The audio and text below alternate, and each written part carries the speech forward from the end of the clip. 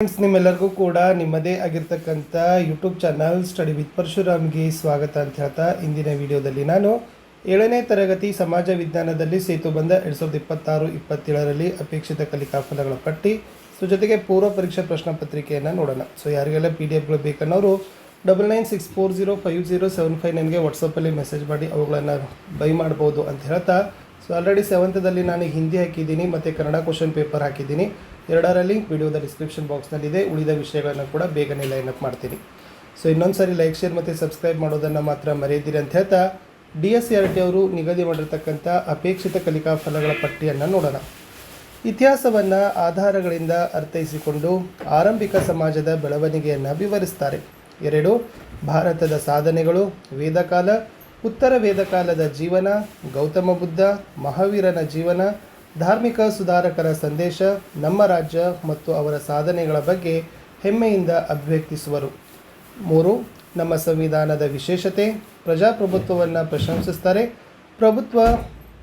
ಪ್ರಜಾಪ್ರಭುತ್ವ ಪೌರತ್ವದ ಪರಿಕಲ್ಪನೆಗಳು, ವಿವಿಧ ಹಕ್ಕುಗಳನ್ನು ವಿವರಿಸ್ತಾರೆ. ಪೌರತ್ವ ಪಡೆಯುವ ಮತ್ತು ಕಳೆದುಕೊಳ್ಳುವ ಹಕ್ಕುಗಳನ್ನು, ಆಯಾಮಗಳನ್ನು ಚರ್ಚಿಸ್ತಾರೆ. 4ನೇ ಕಲಿಕಾ ಫಲ ರಾಷ್ಟ್ರೀಯ ಭಾವೈಕ್ಯತೆಯನ್ನು ವೃದ್ಧಿಸುವ ಅಂಶಗಳನ್ನು ಗುರುತಿಸಿ ಆಚರಿಸಿ ಅವುಗಳನ್ನು ಅಭಿವ್ಯಕ್ತಿಪಡಿಸ್ತಾರೆ. ಲಾಸ್ಟ್ ಇತ್ತು ವಿವಿಧ ಭೂಸ್ವರೂಪಗಳ ರಚನೆ, ಪ್ರಪಂಚದ ಪ್ರಮುಖ ಸ್ವಾಭಾವಿಕ ಪ್ರದೇಶಗಳ ಬಗ್ಗೆ ವಿವರಿಸ್ತಾರೆ. ಖಂಡಗಳ ಭೌಗೋಳಿಕ ಲಕ್ಷಣ, ಪ್ರಾಕೃತಿಕ ಸಂಪನ್ಮೂಲಗಳಾದ ನದಿ, ಕಾಡು, ವಾಯುಗುಣ, ಖನಿಜ ಇವುಗಳ ಪರಸ್ಪರ ಸಂಬಂಧ ಹಾಗೂ ಜೀವನ ವೈಶಿಷ್ಟ್ಯಗಳನ್ನು ವಿವರಿಸ್ತಾರೆ. ಇಷ್ಟು ಕಲಿಕಾಫಲಗಳ ಪಟ್ಟಿ ಇತ್ತು. ಇನ್ನು ಇದೇ ಕಲಿಕಾಫಲಗಳ ಪಟ್ಟಿಗೆ ಅನುಗುಣವಾಗಿ ಪ್ರಶ್ನೆಗಳ ಸಂಖ್ಯೆ ಅಂದರೆ ಏನು ಮಾಡಿದ್ದಾರೆ DSCRT ಅವರು ಪ್ರತಿ ಕಲಿಕಾಫಲಕ್ಕೂ 2 ಪ್ರಶ್ನೆಗಳನ್ನು ಹಾಕಿದ್ದಾರೆ. ನಾವುಗಳು ಕೂಡ 2 ಪ್ರಶ್ನೆಗಳನ್ನು ಹಾಕಿ ಕ್ರಮವಾಗಿ ಅವುಗಳನ್ನು ಏನು ಮಾಡಿದ್ದೀವಿ ಅಂತಂದರೆ 10 ಪ್ರಶ್ನೆಗಳ ರಚನೆಯನ್ನು ಮಾಡಿದ್ದೀವಿ. ಫಸ್ಟ್ ನಾವು ಮಾಡಿರ್ತಕ್ಕಂಥದ್ದು 4 ಬಹು ಆಯ್ಕೆ ಪ್ರಶ್ನೆಗಳಿದ್ದಾವೆ, 6 ದೀರ್ಘ ಉತ್ತರ ಮಾದರಿಯ ಪ್ರಶ್ನೆಗಳಿದ್ದಾವೆ. ಪ್ರಶ್ನೆ 1 ಎಸ್, ಆಧುನಿಕ ಮಾನವರ ದೈಹಿಕ ರಚನೆಯನ್ನು ಹೊಂದಿರುವ ಮಾನವನು ಮೊದಲು ಕಾಣಿಸಿಕೊಂಡ ಸ್ಥಳ ಅಂತ ಕೇಳಿದರು. ಗೊತ್ತಿರಲಿ, ಅದು ದಕ್ಷಿಣ Africa is the right answer. 2 ಉತ್ತರ ವೇದಗಳ ಕಾಲದಲ್ಲಿ ಕಣ್ಮರೆಯಾದ ರಾಜಕೀಯ ಸಂಸ್ಥೆ ಯಾವುದು ಅಂತ ಕೇಳಿದ್ದಾರೆ. ವಿಧಾತ ಅಂತಕ್ಕಂಥದ್ದು ಉತ್ತರ ಇತ್ತು. ಪ್ರಶ್ನೆ 3 ಸಂವಿಧಾನ ಎಂದರೆ ಅಂತ ಕೇಳಿದ್ದಾರೆ. ಸಂವಿಧಾನ ಅಂದರೆ ಅಲ್ಲಿ ಆಪ್ಷನ್ ಬರ್ತದೆ. ಏನಪ್ಪ ಅಂದರೆ ಅದು ಒಂದು ದೇಶದ ಸರ್ವಶ್ರೇಷ್ಠ ಶಾಸನ, ದೇಶದ ಆಡಳಿತಕ್ಕೆ ಚೌಕಟ್ಟು ಒದಗಿಸುವ ದಾಖಲೆ, ಸರ್ಕಾರದ ಎಲ್ಲ ಅಂಗ ಅವುಗಳ ಅಧಿಕಾರ ಮತ್ತು ಕಾರ್ಯಗಳನ್ನು ನಿರೂಪಿಸ್ತದೆ. ಇಷ್ಟು 3 ಪಾಯಿಂಟ್ಗಳನ್ನು ನೀವೇನು ಮಾಡಬೇಕಿತ್ತು, ಬರೀಬೇಕು. ಇನ್ನು 4ನೇದು ಇಲ್ಲಿದೆ ನೋಡಿ, ಭೂಸ್ವರೂಪದ ಕುರಿತಾಗಿ ಯಾವ ಹೇಳಿಕೆ ಸರಿಯಾಗಿದೆ ಅಂತ ಕೇಳಿದ್ದಾರೆ. ಅದರಲ್ಲಿ ದ ಆನ್ಸರ್ ಇಸ್ ಡಿ, ಎಲ್ಲ ಹೇಳಿಕೆಗಳು ಸರಿಯಾಗಿದ್ದಾವೆ. ಅಂದರೆ ಆ ಭೂಸ್ವರೂಪದಲ್ಲಿನೂ ಕೂಡ ಅಷ್ಟು ಎಲ್ಲ ಪಾಯಿಂಟ್ಸ್ಗಳು. 1ನೇದು ಭೂಸ್ವರೂಪ ಶಾಶ್ವತವಲ್ಲ, ಅವು ಬದಲಾಗ್ತಾ ಇರ್ತವೆ. ಇನ್ನು ಭೂಸ್ವರೂಪ ತನ್ನ ಮೂಲ ಸ್ವರೂಪವನ್ನು ಹೊಂದಿಲ್ಲ. ಇನ್ನು ಭೂಸ್ವರೂಪ ಆಂತರಿಕ ಮತ್ತು ಶಕ್ತಿಗಳ ಕಾರ್ಯಾಚರಣೆಯಿಂದ ಬದಲಾಗ್ತದೆ. ಈ 3 ಹೇಳಿಕೆಗಳು ಸರಿಯಾಗಿ ಇತ್ತು. ಇನ್ನು ನೆಕ್ಸ್ಟ್ ಬರೋಣ ದೀರ್ಘ ಉತ್ತರ ಬೇಯಿಸ್ತಕ್ಕಂಥ ಪ್ರಶ್ನೆಗಳ ಕಡೆಗೆ. ಬುದ್ಧನು ನಗರ ಪ್ರದಕ್ಷಿಣೆ ಮಾಡುವಾಗ ಕಣ್ಣಿಗೆ ಬಿದ್ದ ಸನ್ನಿವೇಶಗಳು ಯಾವುವು ಅಂತ ಕೇಳಿದ್ದಾರೆ.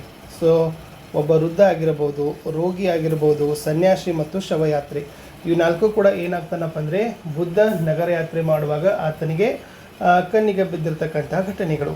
ಪ್ರಶ್ನೆ 7 ಪ್ರಜಾಪ್ರಭುತ್ವದ ಸವಾಲುಗಳೇನು. ಎಸ್, ಮತ ಗಳಿಸಲು ಹಣ ಮತ್ತು ಬಾಹುಬಲಗಳ ಬಳಕೆ ಆಗ್ತದೆ. ಚುನಾವಣೆಯಲ್ಲಿ ಜಾತಿ, ಧರ್ಮ, ಭಾಷೆ ಪ್ರಭಾವ ಬೀರ್ತದೆ. ಚುನಾಯಿತ ಪ್ರತಿಗಳು ತಮ್ಮ ಸ್ವಾರ್ಥಕ್ಕಾಗಿ ಪಕ್ಷ ಬದಲಾಯಿಸ್ಕೊಂಡು ಹೋಗ್ತಾರೆ. ಈ ವ್ಯವಸ್ಥೆಯಲ್ಲಿ ಪುಂಡರು, ಅಪರಾಧಿಗಳು ಸಹಿತ ಆಯ್ಕೆಯಾಗ್ತಾರೆ ಅಂತಕ್ಕಂಥದ್ದು ಇದು ಪ್ರಜಾಪ್ರಭುತ್ವ ವ್ಯವಸ್ಥೆಯ ಸವಾಲುಗಳಲ್ಲಿ ಬರ್ತಕ್ಕಂಥ ಒಂದು ಪ್ರಶ್ನೆ. ಪ್ರಶ್ನೆ 8 ಭಾವೈಕ್ಯತೆಯನ್ನು ಪ್ರೋತ್ಸಾಹಿಸಲು ನಿಮ್ಮ ಸಲಹೆಗಳನ್ನು ಕೊಡಿ ಅಂತ ಕೇಳಿದ್ದಾರೆ. ಎಲ್ಲ ಧರ್ಮದ ಹಬ್ಬಗಳನ್ನು ಒಟ್ಟಾಗಿ ಆಚರಣೆ ಮಾಡಬೇಕು. ರಾಷ್ಟ್ರೀಯ ದಿನಾಚರಣೆಗಳನ್ನು ಶಾಲೆಯಲ್ಲಿ ಸಡಗರದಿಂದ ಆಚರಿಸೋದು. ಜಾತಿ ಧರ್ಮದ ಭೇದವಿಲ್ಲದೆ ಎಲ್ಲ ಮಕ್ಕಳನ್ನು ಒಟ್ಟಿಗೆ ಕುಳಿತುಕೊಂಡು ಮಧ್ಯಾಹ್ನದ ಊಟವನ್ನು ಕೊಡೋದು. ಇನ್ನು ದೇಶದ ಮಹಾನ್ ನಾಯಕರ ಮತ್ತು ಮಹಾನ್ ಪುರುಷರ ಕಥೆ, ಜೀವನ ಚರಿತ್ರೆಗಳನ್ನು ಹೇಳೋದು. ಶಾಲೆಯಲ್ಲಿ ಗುಂಪು ಆಟಕ, ನಾಟಕಗಳನ್ನು ನಾವೇನು ಮಾಡ್ಬೋದು, ಪ್ರದರ್ಶನವನ್ನು ಮಾಡ್ಬೋದು.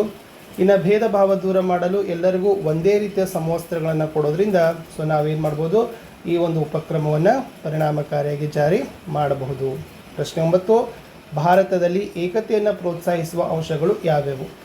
ಇಲ್ಲಿ ವಿಶೇಷವಾಗಿ ಜಾತ್ಯತೀತತೆ ಬರ್ತದೆ, ಪ್ರಜಾಪ್ರಭುತ್ವ, ರಾಷ್ಟ್ರೀಯ ಹಬ್ಬಗಳು, ರಾಷ್ಟ್ರೀಯ ಲಾಂಛನಗಳು, ಪರಸ್ಪರ ಅನ್ಯೋನ್ಯತೆ ಇವೆಲ್ಲವುಗಳು ಕೂಡ ಭಾರತದಲ್ಲಿ ಏಕತೆಯನ್ನು ಪ್ರೋತ್ಸಾಹಿಸಲು ಇರತಕ್ಕಂಥ ಅಂಶಗಳು. ಪ್ರಶ್ನೆ 10 ಏಷ್ಯಾ ಖಂಡದ ಭೌಗೋಳಿಕ ಸನ್ನಿವೇಶವನ್ನು ಬರೀರಿ ಅಂತ ಕೇಳಿದ್ದಾರೆ.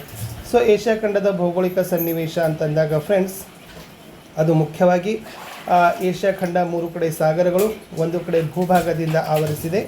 ಆಮೇಲೆ ಉತ್ತರದಲ್ಲಿ ಆರ್ಕಟಿಕ್ ಮಹಾಸಾಗರ, ಪೂರ್ವದಲ್ಲಿ ಪೆಸಿಫಿಕ್ ಸಾಗರ, ದಕ್ಷಿಣದಲ್ಲಿ ಹಿಂದೂ ಮಹಾಸಾಗರ ಇದೆ, ಪಶ್ಚಿಮದಲ್ಲಿ ಯುರೋಪ್ ಖಂಡವಿದೆ ಅಂತ ಬರೆದ್ರೆ ಸಾಕು. 7ನೇ ತರಗತಿಯ ಎಲ್ಲ ವಿಷಯಗಳಲ್ಲಿ ಕೂಡ ನಮ್ಮಲ್ಲಿ ಸೇತುಬಂಧದ ಪ್ರಶ್ನೆ ಪತ್ರಿಕೆಗಳು ಸಿಗ್ತವೆ, ಪ್ರೀ ಟೆಸ್ಟು ಮತ್ತು ಪೋಸ್ಟ್ ಟೆಸ್ಟು.